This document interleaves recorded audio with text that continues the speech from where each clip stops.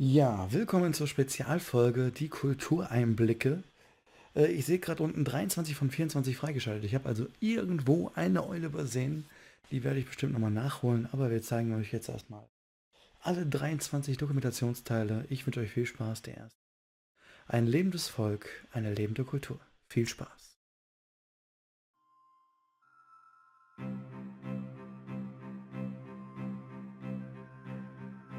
One of the things I think a lot of people need to understand is we aren't a museum piece.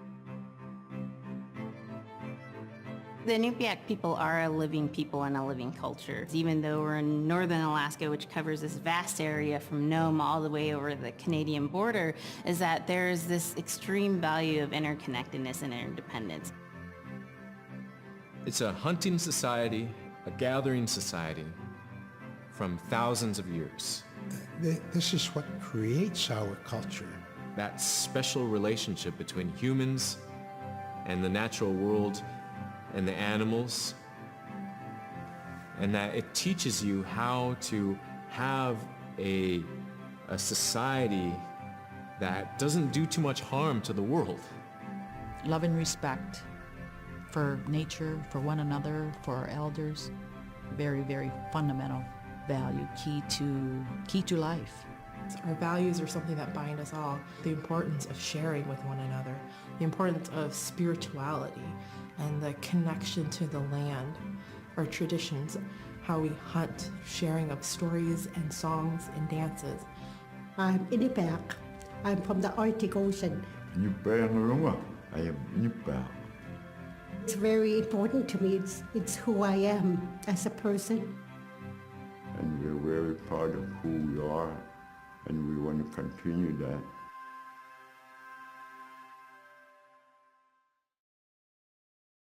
Ja, ihr seht schon, die Einblicke sind jetzt nicht gerade groß, deswegen werden wir die auch alle in einer Folge durchschauen. Ich muss sagen, mir gefallen vor allem die Landschaftsaufnahmen und natürlich auch diese Tieraufnahmen. Aber es ist auch sehr interessant, was die Leute zu erzählen haben, und nun heißt es, ich möchte gerne eine Geschichte.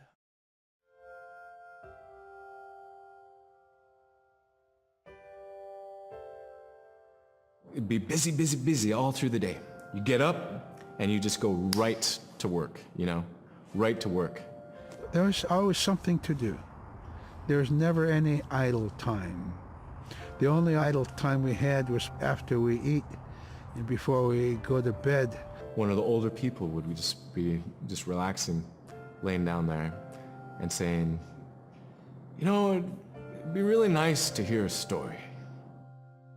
And then just organically, someone would just start telling the story.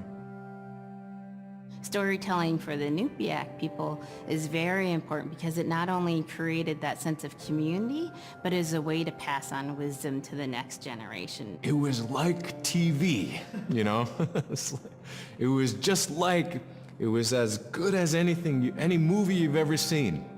And the storyteller told it so clearly that it was just as powerful as any of the greatest movie blockbusters you've ever seen.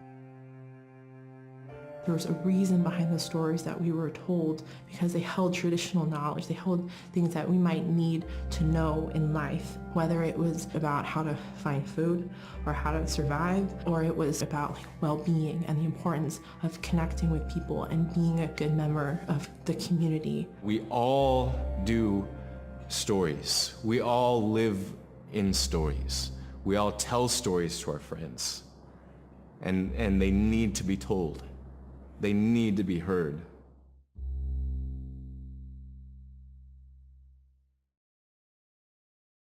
Ja, und nun kommt Scrimshaw. So scrimshaw is this really beautiful method of art that's done either on baleen or ivory, and traditionally it was used to tell stories. Each etching is telling a story of some event. Caribou hunting was taking place. This is what was going on. War began around this time, and so it sort of gives you a timeline of history through etching. An elder or the person who carved it would literally be able to read the scrimshaw story. They're like reading a book, in a way. A lot of the storytelling traditions would be things that after the storytelling was done, we'd just rely on the next person telling it. And so Scrimshaw is a very important way for Alaskan Native people to record their history. Sehr schick, diese Einritzung, Kratzer. Den Polarfuchs hatten wir schon mal, aber der Komplettheit halber packe ich ihn nochmal rein, auch weil er einfach so süß aussieht. Der Polarfuchs.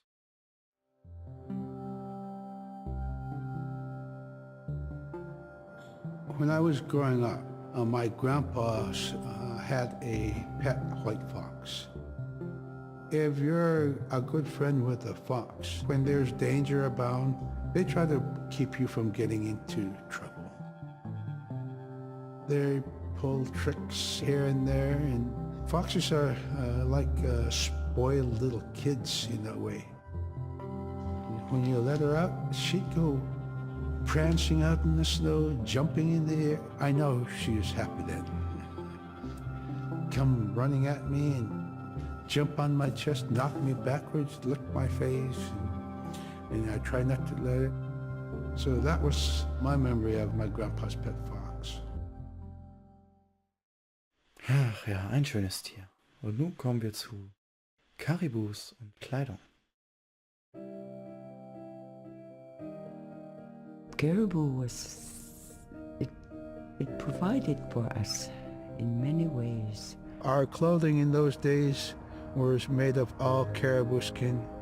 I grew up wearing caribou bands, mittens, caribou skin mattress, blankets. Some people had boots that were made with wolf leggings, sealskin sole bottoms. Baleen was shaved to make insoles. They kept us quite dry and warm as well.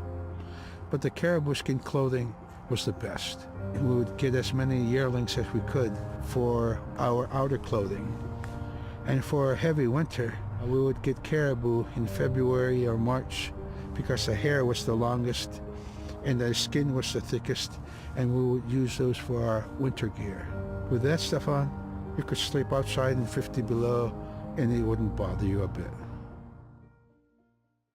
Bei minus 50 Grad draußen schlafen ohne davon, okay. Nun kommen wir zu Sila hat eine Seele.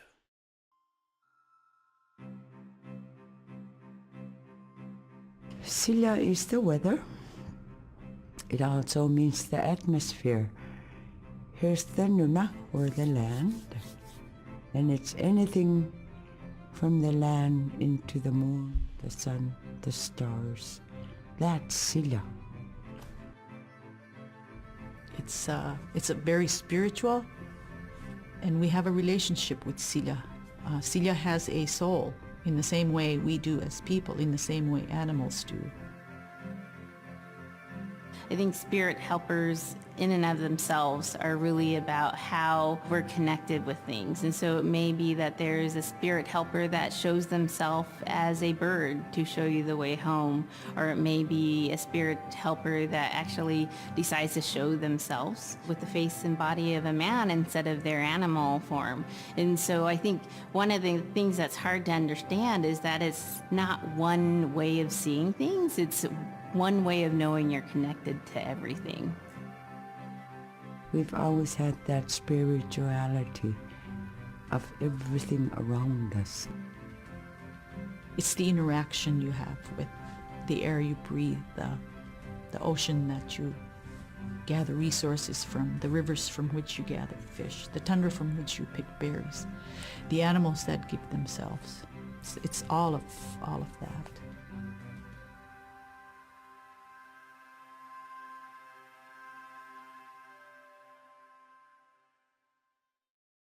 Und wieder mal ein Einblick, dass Alaska ein wunderschönes Land ist.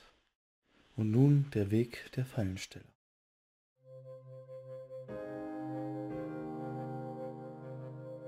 In the winter, when we were traveling, we didn't build sod houses, we built snow houses.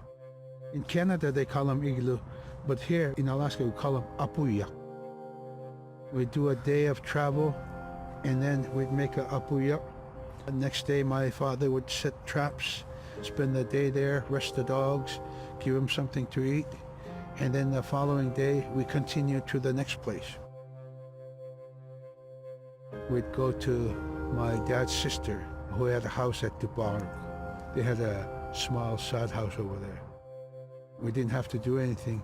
We just visit with them, and my dad and my sister were glad to see each other, and they'd talk away while us kids played outside or go to sleep. By the time we get back to our home, my father would leave us with our aunt or with my grandmother, and then he'd start on his trips and go check his trap line. We were not into 8 to 5 kind of time, you know. We're in a total different kind. We're in ecological time.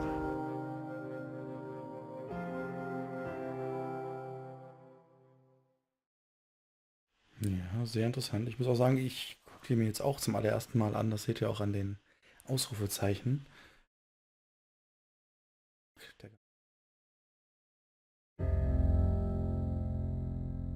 Drum is something that's common to all cultures in Alaska. All cultures have a drum that may have some stylistic differences or differences in the materials that it's made, but it's still in recognition of life and vitality. And the drum mirrors the heartbeat. And when you continue drumming soon, it will be in line with your heartbeat, because that's what it's supposed to be, the heartbeat of the community, and it symbolizes vitality.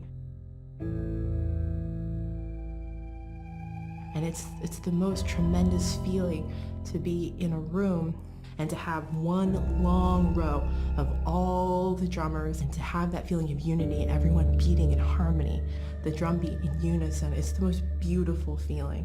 And to know that you're connected, you're on the land that you are connected to. And even if you grew up outside of the community, that which is in you comes from this area.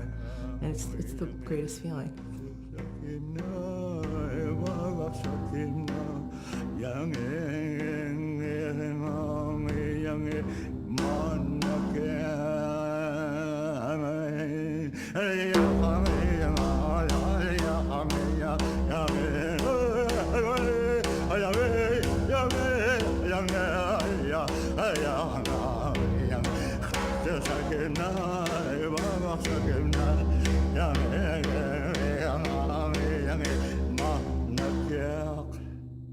Man, I went at it and look what happens. Oh.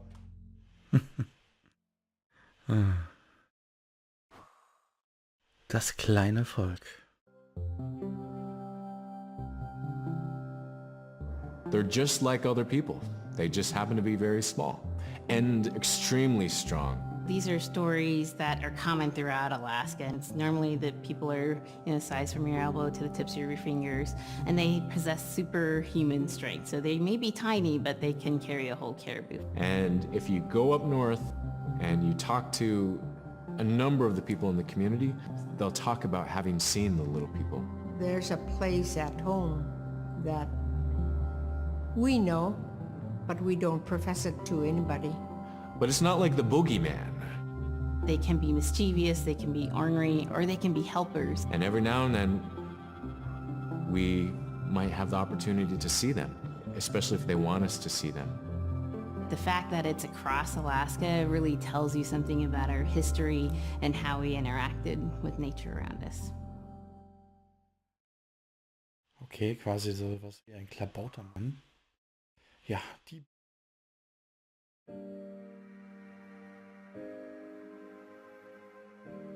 The bola is what we call kilometer.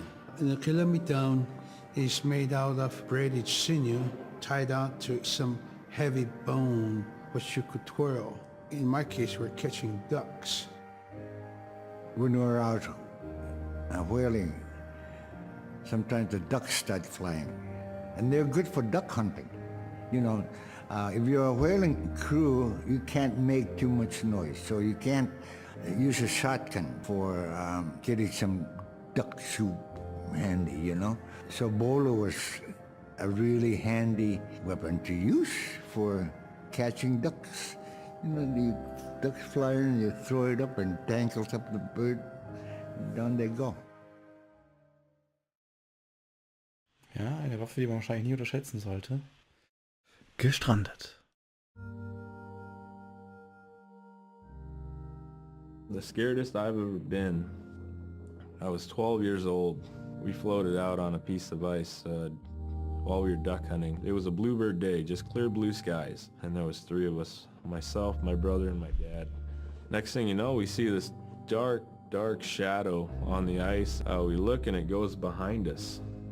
So we all jumped up, startled, and my dad, he started running. We got back to the ridge there. The ice had fractured, cracked, and broke off, and we were floating away. We were drifting. It was close enough to where my dad would have made it. He stopped and he thought about throwing us across, and if one of us was on the other side, we would be split up. So he stopped, and he just so happened to have a cell phone on him. 911 didn't pick up. That's the worst feeling in the world right there. 911 did not pick up. So he left a message because they record their calls. Once he had relayed that information, his cell phone died. That was the scariest moment I've ever had in my life. We were floating away and I thought we were left for dead. He kept calm during this situation. He's bringing out everything positive in this case. You know, I'm crying, my brother's freaking out. It went from clear blue to dense fog. Within a couple hours, we heard the chopper flying around, so they must have gotten our message. We thought we were saved, and then the chopper sound went away. So we lit some of the sled on fire. It's plastic. We thought black smoke in the fog would create some kind of marker. Chopper pilot had mentioned when we got rescued, you could see a glow in the fog, and he slowed down there, and sure enough, as soon as he slowed down, we got within visual. That was definitely the scariest moment of my life, was floating away and not knowing what the outcome was going to be. Mhm. Das dicke Eis verschwindet. We're very much aware of the climate change. And it's been for many years, even before climatologists were noticing this change, Inuit were already saying, "Sila alangoktok." Our climate is changing. If the heat is going the way it is right now, for us it's going to be pretty bad. Different birds are coming, and they're coming earlier, and sometimes rain is more than what we want, because when there's more rain, we know it's going to melt the permafrost. In my time as a young whaler, when I was 9 years old, we're hunting from ice that was about 25 feet thick. And there was giant icebergs already floating, coming by. That was the first signs of a changing climate. Ice that never broke before was now moving. Now, here it is 50 years later, we're hunting whale from ice that's 18 inches thick. There's no more thick ice. It's creating a malfunction in our whaling season, is what it is. Actually, more than that, all seasons in general. I think we are more scientists than more people will realize. We have more knowledge of those things than people will ever know.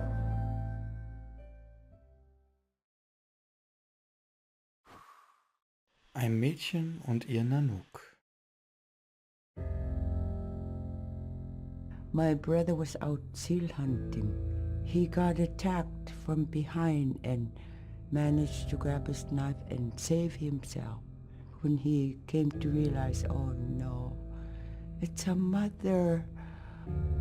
We've always known traditionally that we avoid killing a mother. It's always been sacred to us to protect them. He had to present himself to the council, and so he was given the job to mother the baby, and we kept it. It got so big it went over the barricade one day and got to the dog food, and that was an indication that, brother better go teach it how to survive on its own. So he did. I really got attached to the bear because I more or less grew up with it. And some days when brother took him walking, once in a great while he'd put me on the bear and I would ride on it like a horse. I was just happiest little girl in the world. Ach ja, die süßen kleinen Bären. Wir kommen dann noch 1, 2, 3, 4, 5, 8, 9. Ah, da sind noch ein paar. Ich würde sagen, wir haben schon 20 Minuten voll. Ich würde sagen, wir teilen das mal in 2 Parts auf. Und wir sehen dann in der nächsten Folge Part 2 der Doku.